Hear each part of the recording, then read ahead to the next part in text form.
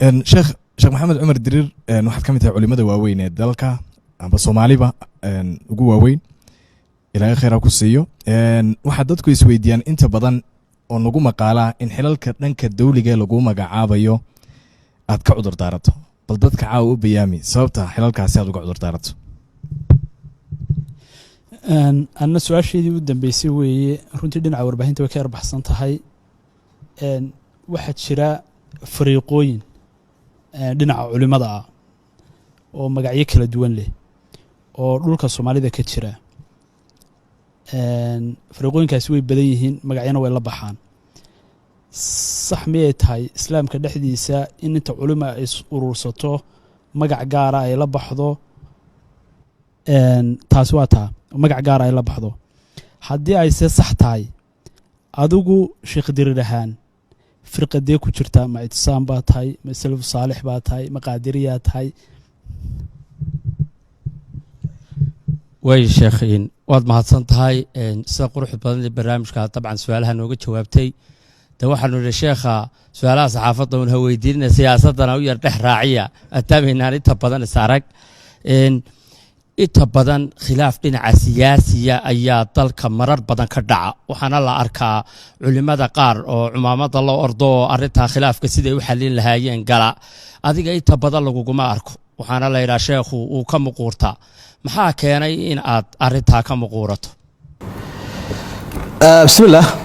waa muhiim weeye kale saraaxadda in lagu dhawaado oo si uu hadalku maaragtay waraysigu dhan u yara sameeyo tan horta xagga xilalka berigii dowladdii hore kacaankii baa dadka waxa lagu eedayn jiray wax isla markaana ah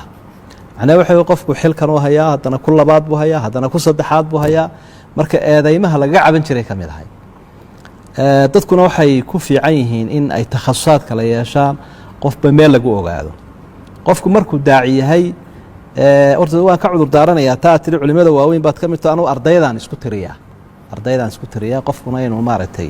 naftiisa aqoonsado weeye marka qofku markuu diin faafinayo dawadii dadka uu isku dayayo inuu wax ka gaadhsiiyo diintu waa dawadii waxaa iska dhacda marar badan in wixii aad sheegaysay in sidiisii loo qaato xilalka aad haysaa ka hor yimaadaan oo dadkuna xilalkiina u adiga arko xasaasiyad badan bay iska leeyihiin oo midibo meel buu ku yara calaamadsan yahay markaa dhexdhexaadnimadii bulshada aad wax u sheegaysa aad maaragtay dhexdhexaad u noqon lahayd iyo sidii dawada aad gudbinayso loo qaadan lahaa ayay runtii carqalad ku noqotaa marar badan markaa qofku waxa uu ku fiican yahay daaciga ahi inuu dadkana dhexu noqdo bulshadiisa si aqoonta uu gudbinayo looga qaato oo aan loo duri karin marka taasi qayb weyn bay runtii ka tahay mararka qaarkoodna dee waxyaabo kale oo kusii xeeranina oo xagga qaanacaadda iyo la xidhiidhaana ama inaanad meeshii waxba ka qaban karinna iyaduna way ku jirtaa taa intaasaan ku dhaafi lahaa arrinta kale ee weriye xasan ee la xidhiidha xagga culimada iyo firqadahooda horta marka hore waxaa xusid mudan dee culimadu cerka kamay soo dhicine bulshadun bay ka mid yihiin oo waxaa la yidhaha alinsaanu ibnu bay'ati dad muslimiin oo diinta ugu baaqaya dadka ha noqdaan waxaase aynu ogsoonnahay dadku haddii marka ay wax samaysanayaan ay u samaysanayaan inay diinta ku xoojiyaan waxay soo geli kartaa baabkii ahaa tacaawanu cala albiri waataqwa walaa tacaawanu cala alitmi waalcudwaan maalan koox wareeyaalaba isku urursateen waxaa ku heshiiseen diinta aynu waxu tarna iyo dalka waxaasoo khayrle aynu baahinno waxaasoo sharana aynu joojinno barnaamijkaas iyo guddidaana aynu samaysanno bajadkaana aynu samaysanno xafiiskaana aynu samaysanno waxaa iska macruufaa camalka noocaasee jamaacigae isugu timaadeen inuu ka taya roonaan karo camalka qof qurihi uu qabanayo dee ururaa jira bulsho ururadaa bulshada waxaa loo sameeyaa si wixii aynu doonayno diin iyo dad iyo dalba loogu horumariyo haddii arrintu ay sidaa tahay oo dadkan isku yimidoo diinahaan isugu yimi dacwadii iyo diinta islaamka aan waxu tarna ay isugu yimaadeen waa sax waa aayaddaasaa sheegaysa haddii laakiin arrintu ay tahay wax kale ay ku hoos jiraan ama maslaxad iyo manfacad lagu raadsanayo ama cid kale lagaga aarsanayo ama dadka muslimiinta qaarna lagu fogeynayo qaarna lagu soo dhoweynayo taasi sax maaha marka cid waliba dee way ismaqlaysaaye jawaabta caamka ah ayuunbaa laga faa'iidaysan karaya aniga haddii aad weydiisayna idinku baan idinkala mid ahayo muslimiinta soomaaliyeed un baan ka mid ahay ee kooxna kuma jiro su-aashan kale ee bedri uu weydiiye ahayd xagga khilaafaadka siyaasiga ah khilaafaadka siyaasiga ahay runtii dee waynu garanaynaayoo way iska jiitan iyo culays badan yihiin markaa qofka saa horeba aan u soo sheegay ama duruus bixinaya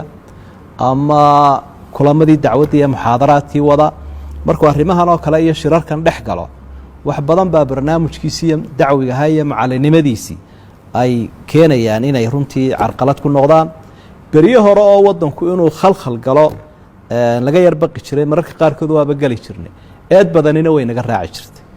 waan wadaadkii aan casharkiisa dhegaysan jiray maanta go-aankan uu soo saaray aniga iimaba hiilinayo eeddaasina way ku badan tahay marka inta la heli karayo dad badan oo ku filaado oo doorkaa dhexdhexaadinta qaata inay dee culimmadu ka madax bannaanaadona dacwadooda ay u madax bannaanaadaan way iska fiican tahay aad baa u mahadsantihiin kolley waana loo baahnaa kulamadan oo kale macnaheeduna markaa waxa weeye inaan lala kala maqnaanin khayrkee idinkuna doorkiina qaadataan oo saa horeba aan u soo sheegay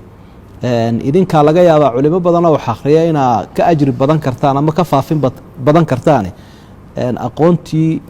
diinta ee dhinaca saxaafadda la xidhiidhayna kororhsada khayrkana aanu tartan aniga laftigayguna dee dhinacan kolka laga eego saxaafadda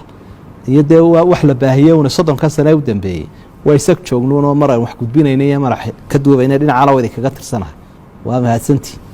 waa aad iyo aad buu